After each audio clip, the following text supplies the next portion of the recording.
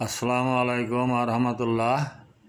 প্রিয় বন্ধু শরীফ স্নেহভাজন, কুরবানির মাংস বয়কট একটা বিষয় আপনাদের সাথে শেয়ার করতে চাই। তো এলাকার প্রচণ্ড ধনী এক ব্যক্তিত্ব, উনি এক দৈত্যাকার একটা গরু কিনে আনছেন। সারা এলাকায় খবর উঠে গেছে, অনেকে এসে দেখে গেছেন। তো পরের দিন কোরবানি, সে কোরবানির সময় উনি কোরবানি দিলেন। দুপুর 12টার পরই এতিম মিসকিন নিম্নবিত্তের লোকজন, পুরুষ মহিলা শিশু কিশোর লাইন দেওয়া শুরু করছেন। প্রচণ্ড রোদের ভিতরে তারা লাইনে দাঁড়ায় রয়েছে দীর্ঘক্ষণ।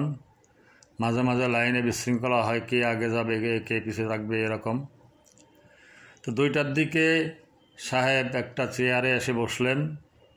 কেয়ারটেকার এবং কিছু সহযোগী মাংস বিতরণ শুরু করবে। এই সময় লাইনের ভিতর থেকে একটা কিশোর খুব জোরে চিৎকার দিয়ে বলছে যে আমরা একটু স্যারের সঙ্গে কথা বলতে চাই। প্রথমে তার কথা কারোর কানে পৌঁছায় না, চিৎকারের আওয়াজে। পরে ওরা 2-3 জন একসঙ্গে চিৎকার করে বলল আমরা স্যারের সঙ্গে একটু কথা বলতে চাই মাংস বিতরণের আগে। তো সাহেবকে যে বলল কেয়ারটেকার, স্যার এই ঘটনা, নিয়ে আসো তাদের। 4-5 জন কিশোর সাহেবের সামনে গেল, যে খুব আদবের সঙ্গে দাঁড়ায় সালাম দিয়ে বলছে, স্যার একটা কথা জিজ্ঞাসা করতে পারি? উনি বলেন হ্যাঁ বলো। স্যার, এত বড় গরু কোরবানি দিচ্ছেন, আমাদেরও লোভ হয়েছে, তা আমরা 2 টুকরা মাংস পাইলে আমরা খাবো বছরে হয়তো একবার, হয়তো বেশি মাংস হয়েছে একটু বেশিও পাবো, সেই আশায় অনেকক্ষণ রোদে দাঁড়ায় আছি। তো একটা কথা আপনার কাছে জিজ্ঞাসা করবো, আপনি সত্যি কথা জবাব দেবেন, যদি জবাব দেন তবে বলো। তো একটা কিশোর ভয় মিশ্রিত কণ্ঠে তারপরও সাহস সঞ্চয় করে বলল যে এই যে গরুটা আপনি কিনলেন এত টাকা দিয়ে, 4-5 লাখ টাকা দামের গরু, তো এই গরুটা কি আপনার হালাল পয়সার কেনা নাকি চোরা কারবারি, ঘুষ বা লুটের টাকা দিয়ে কিনা? যদি অবৈধ টাকার কিনা হয় তাহলে আমরা মাংস নেব না, আর আপনি যদি মুখ দিয়ে বলেন যে না এটা আমার হালাল টাকা, তাহলে আমরা মাংস নেব। সঙ্গে সঙ্গে সাহেব তো তেলে বাগুনে জ্বলে উঠলেন, চিৎকার করে ধমক দিয়ে বের করে দিল। মিসকিনের বাচ্চা মিসকিন, এত বড় সাহস!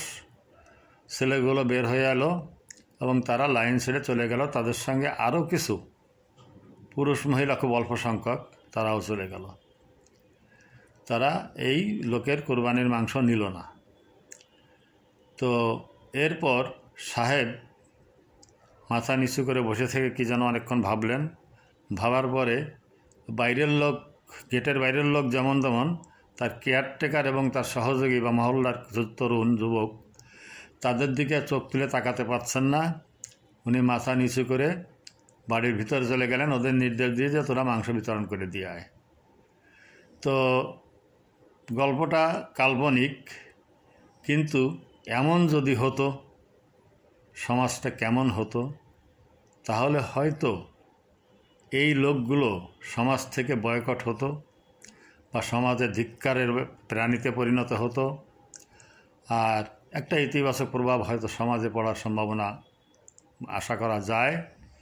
তো আমরাও একটু এই নিয়ে যারা সচেতন, যারা মানবিক বা যারা শান্তিপ্রিয়, তো তারা একটু চেষ্টা করে দেখি না যে আমরা সমাজে এই সমস্ত লোকদের একটু বয়কট করতে পারি কি না, বা তাদের এড়ায় চলতে পারি কি না। তো এই যে কোরবানি তারা দেয়, বা এই যে দান খয়রাত মাঝে মাঝে এটা ওটা করে, মসজিদে করে, মাদ্রাসায় করে, বিভিন্ন ক্লাবে করে, আর তাদের দাপট, দম্ভ, অহংকার, বিলাসিতা, অপব্যয়, এটা তো আমাদেরই রক্ত চুষে, গরিব দুঃখী এতিম মিসকিনের রক্ত চুষে।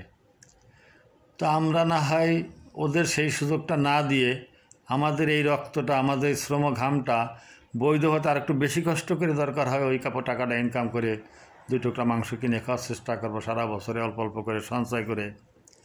তো আমি সচেতন মহলকে বলবো, এই সংখ্যাই বেশি, আর ওই দুর্বৃত্ত, চোরা কারবারি, ঘুষখোর লুটেরার সংখ্যা খুব কম।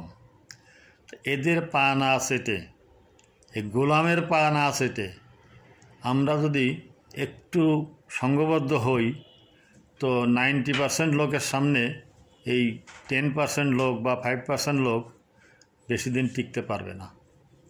সমাজে একসময় যারা এই সমস্ত অপকর্ম বা অন্যায় করত, তাদের পুরা পরিবার অত্যন্ত হীনমন্যতায় ভুগত। তারা জনসমাগম এড়িয়ে চলত, তারা মানুষের মধ্যে যে কথা বলতে গেলেও তারা ভয়ে ভয়ে কথা বলতো। আর কিছু লোকজন হয়তো একদম বেহায়া, তারা স্বাভাবিকভাবে চলতো, তাও তারা কারোর সঙ্গে তর্ক বিতর্কে যেতে সাহস পাইত না। এই জিনিসটা প্রায় অর্ধ শতাব্দীর আগে ছিল কিছুটা সমাজে। 80 এবং 90 দশকের থেকে শুরু হলো এর পরিবর্তন, যে সরকারি চাকরি বা অমুক কারো চাকরি করে, মেয়ে বিয়ে দেবে। তো অভিভাবকরা জিজ্ঞাসা করা শুরু করলো মেয়ের অভিভাবকে, ছেলে কি চাকরি করে? অমুক চাকরি। বেতন কত? এত। তখন তো সরকারি চাকরিতে বেতন বেশি ছিল না, কিছু উপরি আছে। সেই উপরি মানে বৃত্ত দরকার, পয়সাপাতি কেমন খরচ করতে পারবে আমার মেয়ে বা কেমন থাকবে, এইটাই। চরিত্র দেখা আস্তে আস্তে কমে গেল। তো আমি দেখছি ছোটোবেলায় আমার দাদাদের যুগে যে তারা মেয়ে বিয়ে দিতে গেলে বা কোনো জাতে মেয়ে আনতে গেলে তারা বৃত্তের চেয়ে জাত দেখতেন বেশি, খানদান দেখতেন বেশি। এর খানদানে কি ছোটো লোক আছে কিনা, চোর আছে কিনা, ডাকাত আছে কিনা, খুনি আছে কিনা, এইগুলো দেখতো। পরে আস্তে আস্তে আস্তে আস্তে এগুলো উঠে গেল।